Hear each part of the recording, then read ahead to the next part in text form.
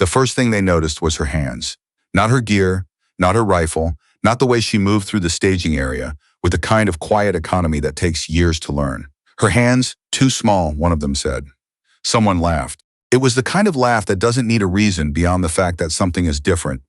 And different in a place like this felt like a problem waiting to happen. Sergeant Kade had heard it before. She'd heard it at Fort Bragg during selection, when a senior NCO watched her qualify on the Barrett and then asked the range officer if the targets had been positioned closer than standard. She'd heard it at Bagram, when a logistics warrant officer asked her commanding officer why he'd requested a female shooter for a direct action element. She'd heard it in the silence that followed her first briefing with the 3rd Special Forces Group out of Fort Carson, when 12 men looked at her credentials and said nothing because the thing they were thinking wasn't something you said out loud anymore, but it lived in the room anyway. You learned to read a room like that. You learned what the silence meant. She set her kit down on the bench in the tech and started running her pre-mission checks without making eye contact with anyone. The team was 9 men. Staff Sergeant Orrin Wace ran the element, big, organized, the kind of soldier who had done this enough times that the work had settled into him like sediment, invisible but structural. He gave Kade a nod when she arrived that was technically professional and practically nothing. Beside him, Specialist Bram Tolley didn't bother with the nod. He looked at her rifle case the way you'd look at someone showing up to a marathon in dress shoes. The others were somewhere between Wace and Tolley, not hostile, not welcoming, waiting to see what she was before they decided. That was fine. She'd worked with waiting before. The mission was simple on paper. A high-value network facilitator, known to move between 3 confirmed locations in the Korengal Valley, had been identified at a fixed site. The intelligence window was narrow. The terrain was brutal. There was a ridgeline to the northeast that provided the only viable overwatch position, and that position required a climb that most of the element wouldn't be making. That was why she was there. Wace laid out the operational picture at 2100. He was thorough and precise, and he presented her role the way you present a piece of equipment. Here is the function it serves. Here is where it fits in the sequence. Kade watched the men absorb it. Tolley asked about contingency extraction. Another soldier, Pratt, asked about the QRF timeline. Nobody asked about her. After the briefing, while the others were running final equipment checks, Tolley said something to Pratt that she wasn't meant to hear. He used the word liability. He said it the way people say things they believe so completely, they don't feel the need to be quiet about them. Kade torqued down the scope mount on her rifle and said nothing. Wace heard it too. He looked at Tolley for a moment, then looked at Kade, then went back to his map. He didn't say anything either. She noted that. The climb began at 0200. She'd studied the terrain imagery for 6 hours before the mission. The ridgeline had 2 viable approach routes, one faster but exposed, one longer but covered. She'd flagged the longer route in her brief notes. Nobody had asked to see her brief notes, so she hadn't mentioned it. When Wace chose the faster route, she followed without comment and adjusted her mental timeline. The altitude gain was 1,400 feet over roughly 2 miles. The rock was loose in the lower third, consolidated limestone in the upper sections. Temperature at the summit was projected at 11 degrees Fahrenheit. She'd packed accordingly. When Tolley's hydration line froze somewhere around the 900-foot mark, she handed him a chemical heat pack without being asked. He took it without saying thank you. She noted that too. The ridgeline delivered them to the overwatch position at 0438, 22 minutes ahead of schedule, which was the only thing that mattered. The valley below was a still black surface, no wind, no movement. She set up her position while the support element established their perimeter, and she did it the way she'd been trained, methodically, without wasted motion, using the terrain rather than fighting it. She found her natural point of aim, adjusted for the cant of the ground, checked her data book for the atmospheric corrections she'd calculated the night before. The target building was 1,140 meters distant. The angle of depression was 22 degrees. She'd already run the numbers. She ran them again anyway. Then she waited. Waiting is most of what snipers do. People who haven't done it don't understand this. They think the work is the shot. The shot is maybe 3 seconds out of hours. The rest is stillness, and stillness is its own kind of discipline. You have to make your body quiet without making your mind quiet, hold physical patience and mental alertness simultaneously for as long as the situation requires. Some people cannot do this. They get restless, they shift, they start to think about other things. Kate had learned to find a kind of neutral space inside the waiting, a place where she could stay sharp without burning through her reserves. She had been waiting for 2 hours and 11 minutes when the situation changed. It didn't change the way situations change in briefings, with clear phases and legible indicators. It changed the way things actually change in the field, suddenly and from the wrong direction. The first signal was the birds. She'd been watching the tree line on the valley floor, a low scrub growth that ran along the western wall. A flock of something. She couldn't tell the species in the dark, erupted from the brush about 400 meters south of the target building, and they went the way birds go when something large has moved through them all at once, vertical, panicked. She keyed her radio. Wace. Movement south, 400 meters, grid, whiskey 7. A pause confirmed, hold. She held. She scanned south with her optic. Nothing visible yet, but the birds didn't lie. Then Pratt's voice from the perimeter 30 meters behind her. Movement on the high ground. East Ridge, 12 o'clock from our pause. That was the thing they hadn't planned for. That was the thing that turned a surveillance operation into something else in about 45 seconds. The eastern ridge was higher than their position and roughly 600 meters away. If someone with optics and intent was on that ridge, Cade's team had a serious problem. And from the way Pratt said 12 o'clock, it wasn't one person. Count, Wace asked. Can't confirm. 4 to 6. Kade was already repositioning.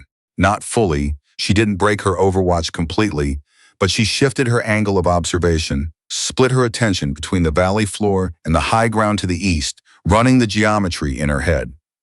If the eastern element moved, they would have perhaps 8 minutes before they were in effective range. If they had a spotter, they had less. Wace, she said. Eastern element has the angle on us. We need to know if they have comms with the valley floor. Working on it. She watched the eastern ridge. The moonlight was thin but enough. She picked up 2 figures moving along the crest line, not carelessly, not like locals, moving with intervals and formation, trained. The way they were moving toward a specific point of observation told her something important. They'd been tracking this team, not responding to them, tracking. Someone had known they were coming. She didn't say this out loud, because it was not something you said on an open channel. But she thought it, filed it, and moved on to the immediate problem. The immediate problem was geometric. Her team had 9 personnel. They had a ridgeline at their back and an elevated threat position developing to the east. The QRF was 42 minutes out.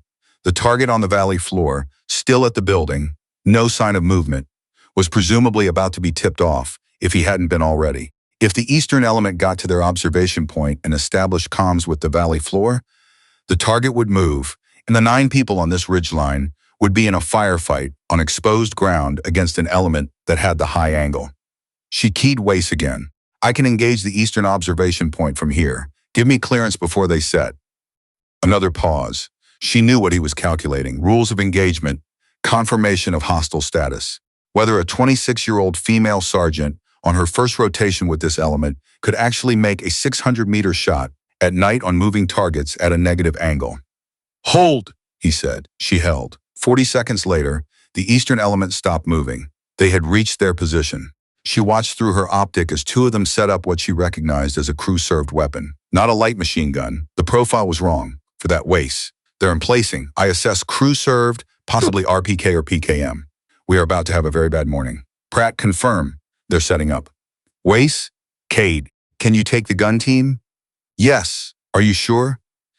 It wasn't a question the way questions usually are. It was the kind of statement that means, think about what you're telling me, because if you're wrong, I can't unring this bell. 2-man crew at approximately 610 meters on a declining angle. Wind is calm. I have a stable platform and I've already confirmed my dope. Yes, I'm sure. A silence of about 4 seconds. In a situation like this, 4 seconds is a long time. Take them. She didn't feel anything when he said it. Not relief, not nerves. The thing that happens when the decision gets made is that everything simplifies. The scope of what you're responsible for narrows down to one very specific task, and the noise that surrounds all things goes quiet. She found the gunner first. He was the more immediate threat, hands on the weapon, body angled toward her team's position. She adjusted for the angle and the distance, confirmed her wind read, controlled her breathing, and put the first shot between his 3rd and 4th rib. She worked the bolt before the sound of the shot had finished crossing the valley. The assistant gunner had a moment of confusion. She saw him react to the first shot, look toward his partner, and that moment was enough. The second shot was zero point 0.4 seconds after the first. 2 rounds. 2 problems resolved. The valley below erupted. Whatever coordination had existed between the eastern element and the valley floor, the shots had activated it. Lights came on in the target building. A vehicle that had been parked beside it started moving. More figures appeared from what she had taken to be a storage structure to the south. And they were carrying weapons, and they were moving with purpose. Wace, valley floor is active. How many?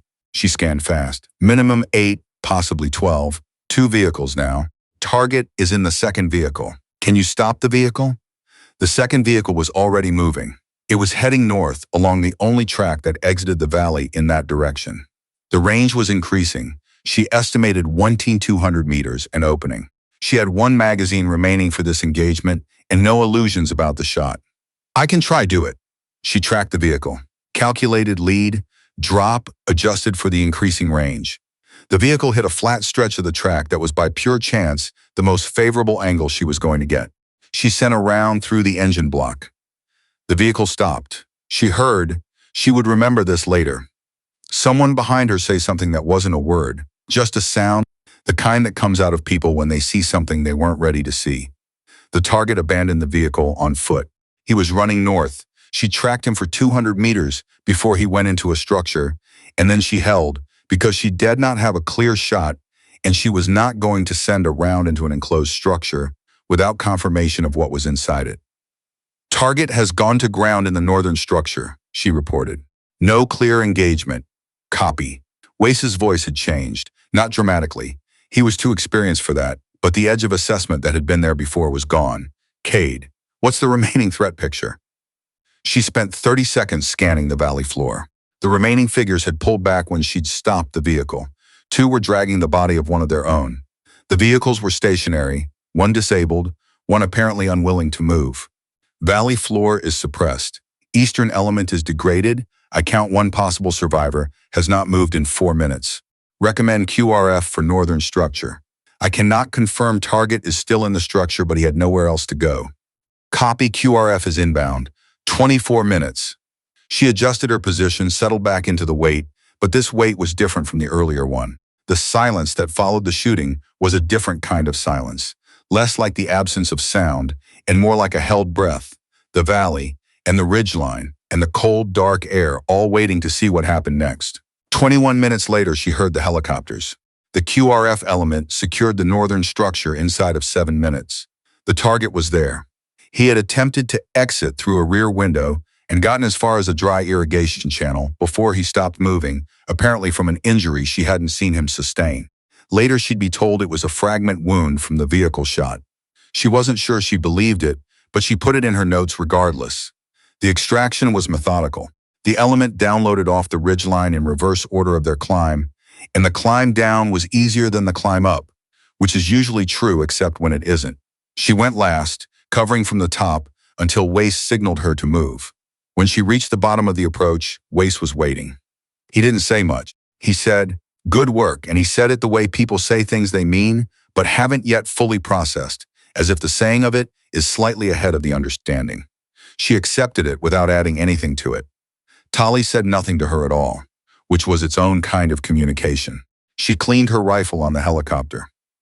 It's the part of the job that nobody finds interesting when you describe it, but it's real and it matters. You break it down, you run the patches, you check the components, you put it back together.